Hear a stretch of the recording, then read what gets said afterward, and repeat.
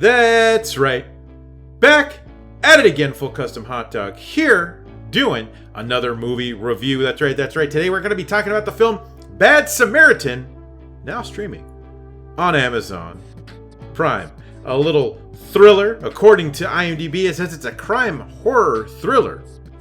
And what is this about? Well, IMDb says a pair of burglars stumble upon a woman being held captive in a home they intended to rob. Yes, that is true. You have these two thieves. Amateur hour, by the way, which is one thing that irks me about our thieves, about our main characters here, Derek and Sean. Sean is an immigrant from Ireland, and so he's doing crimes. They have a front as their valets, and so while one of them is going to put the car away, he's actually going to rob the home. Now, what irks me about this plan, they're not wearing masks, they're not wearing gloves. And I know it seems minor, but that's one of those things that I always pay attention to. To me, the more grounded your movie is, the more our rules, and by our I mean us, society, the people watching the movie, to me, the more those rules come into play. And this film is fairly grounded. It doesn't go into any directions that I think are too crazy, but this is a solid thriller nonetheless. So, one of them, our Irish immigrant, Sean, goes to rob a house from someone named Cale, played by David Tennant. And he sees a woman that is chained up, tied up, bound with leather straps.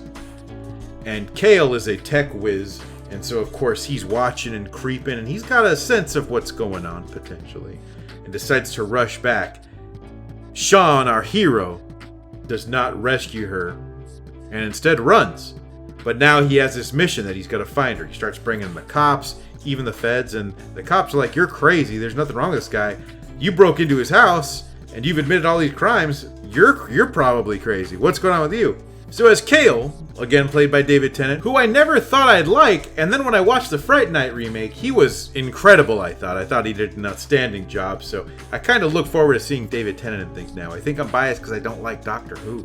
But anyways, as Cale realizes that our lead is hot on his tail, he starts to go after him and sort of harass him in different ways, torturing, messing with his friends, family, the usual type of things. One thing that I don't get about this movie is we don't really understand why or what his deal is until the end. I normally wouldn't have a problem with that, but in this film our bad guy's already unmasked. So we already know that he's human, he's kind of got a job, and I feel it's sort of hard to kind of have this mystique of what his issues are and why he's going after someone in what starts, to me anyways, in very petty ways. There's one thing that I don't care for about this movie, and it's that it really falls apart when you start to look at it. You know, it's like looking at a mosaic picture, and from far away everything looks fine, but once you really get the details, it's just a bunch of little tiles, you know? And that's sort of the problem with this movie. All the details, when you really look at them, they're just kind of stupid. This movie's almost a little dumb. It's worth noting this is directed by Dean Devlin, a writer who's written some fantastic Hollywood films. Maybe I'm being a little loose with that word fantastic. I mainly say fantastic because he wrote Stargate. He also wrote The Independence Days and The American Godzilla. Some pretty big time films. I mean, at least back in the day. This is one of his directorial efforts. He hasn't done too many feature-length films, but this is one of his feature-lengths. I don't love this. I don't hate it. It's kind of one of those movies you'd expect to see on TV on like a Saturday afternoon. And in that, it's not too bad of a watch. Just sit down, put on some popcorn.